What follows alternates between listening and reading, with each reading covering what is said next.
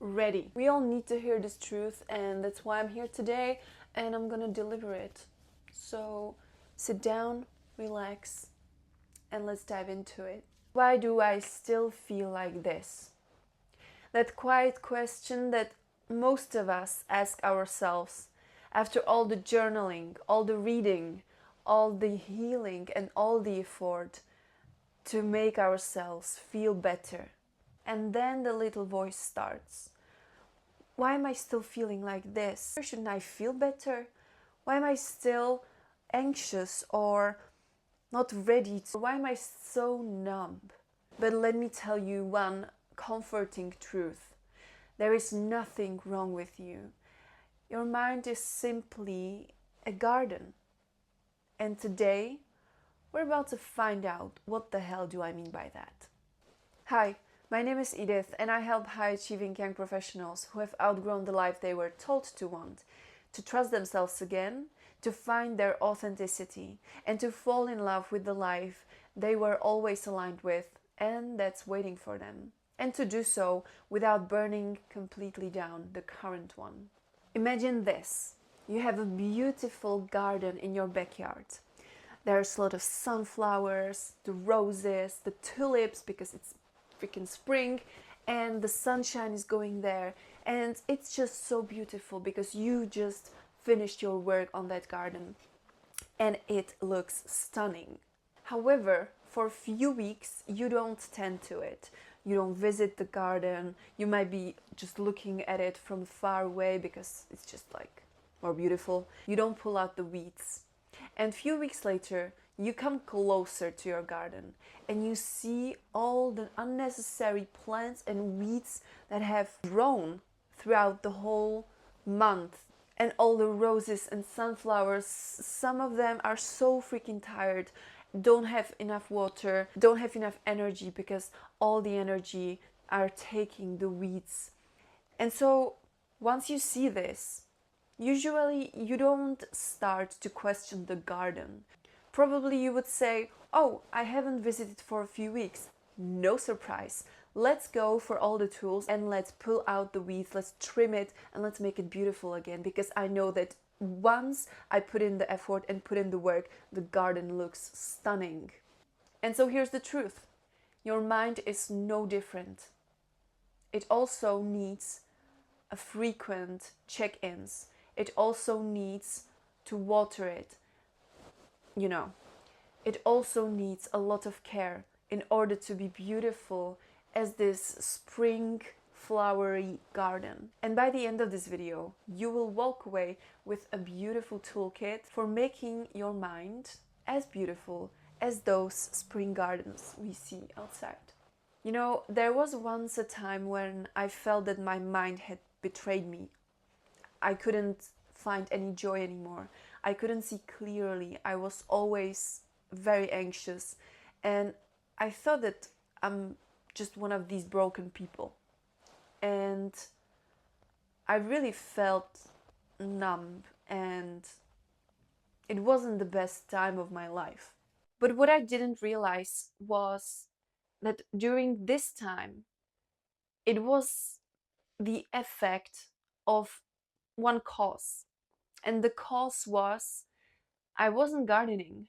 I mean, to take care of my mind, to be mindful, to make sure I take care of this as much as I take care, for example, of my body. Because these two things, it's not something that one should get more care and another is just going to be fine on its own. Everything that we don't take care of will eventually get weaker and weaker. And at that time, I really didn't realize that it's just a reflection of my effort and of my care of my mind. But once I started to do something for my mind, and later in this video, I'm going to give you 3 methods that you're gonna feel like they're working overtime. These methods, I would give them Nobel Prizes. However, let's get back into the story. Because what no one told me is that taking care of your mind isn't just the one-time spring cleaning. It won't last long. And this is something we have to accept and make peace with that, because this is just how it is. Imagine that you have a car and you really want to have a beautiful car. You want to look representative. And so, what you do, at least once a week, we might wash the car. The same with your body. We probably are washing our bodies every day. And with the same attitude, we should take care of our minds. But since we don't really see it, we don't see it rot, or we don't see it to struggle or to hurt, it might be more difficult for us to be reminded of that. And this is also like any other behavior, just based on a habit.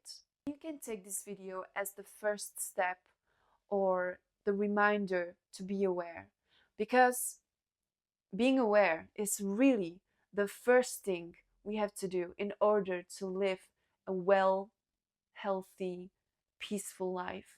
And to always be aware that our thoughts are like seeds. They are always counting. Any word, any thought that you say to others and that you say to yourself is planted. And so also to be aware of how we talk about us and how we talk about others. Because when we talk about others, when we gossip, for example, there is no good for the body nor for the mind. Sorry. Our mind doesn't know that we're talking about others. Our mind thinks that it's directed to us. The brain doesn't differentiate between, oh, if it's Jessica, oh, if it's Sarah, oh, if it's about me. No, these are words. And just being reminded of a plant, I feel like maybe you've probably heard about this experiment already. And it is about scientists that planted 3 plants in the same time under the same conditions. For one plant, they said, I love you. For another plant, they said, I hate you. And for the third plant, they just ignored it. The only plant that have grown is that has been told, I love you. And the other ones were rotten. What I wanted to stress here is that how words are powerful. And of course, we can be 100% sure that this study was really under the same conditions and was really at the same time. But we might be as well sure that if we try one method during these 7 following days, we will see and we will feel different. Remember that your thoughts are like seeds and your beliefs are like branches. And sometimes the tree, once you're not taking care of that tree and you're not trimming it, it might grow so big that it will start to cast shadow on areas of your life that once felt bright. But the good news, you can always trim it. It is always ready for change. And you yourself can decide where the brightness will be and where you will put the light. And ever since I started to treat my mind just like a garden, that it's not a place to fix, but it's rather a place to be taken care of and to be nurtured, so many things in my life changed. And there is the thing, it always comes back. This feeling of emptiness or numbness or just weird anxiety sometimes creeps in. But then I don't question myself. I don't question whether I'm worth or whether I'm wrong or whether I'm right or whether there is something going on with me. I just know that it's time that the garden, that my mind needs to be nurtured again. And the most important thing, I don't have any doubts. I don't panic. And I don't fear. It's so important how you react actually when something like anxiety appears, or when you feel just so unmotivated. Maybe it's really just about to get back, to trim the garden, and to pull out the weeds, to make space for things that should stay there and that should be nurtured and that should take all the energy from the soil, not the weeds, not the doubts of others. And if you're new to this point of view of having to nurture your mind rather than wanting to change it or fix it, here's the one thing you can do today. Sit down and write down one sentence that has been weighting you down, and ask yourself, what do I want to feel instead of this?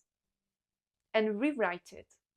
It doesn't fix your whole life all of a sudden, but it gives you that awareness that you know that there is something to be nurtured a little bit more.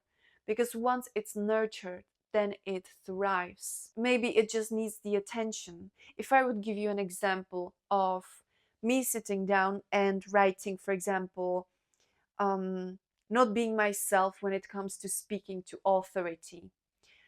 Okay, it's acknowledged. That's the first thing we need to do.